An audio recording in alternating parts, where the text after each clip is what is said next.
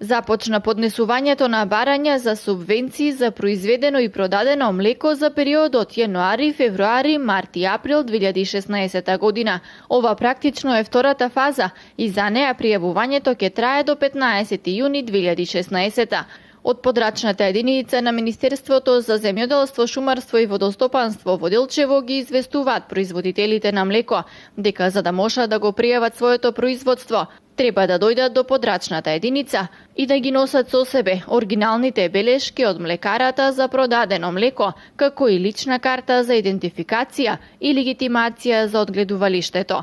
Воедно од подрачната единица на Министерството ги известуваат земјоделците дека поднесувањата на барања за субвенции за растително и сточарско производство за 2016 година исто така е во тек и за него пријавувањето трае до 30 јуни. Од подрачната единица во Делчево ги повикуваат земјоделците да ги пријават субвенциите што поскоро, за да се избегне гужвата во последните денови од пријавувањето.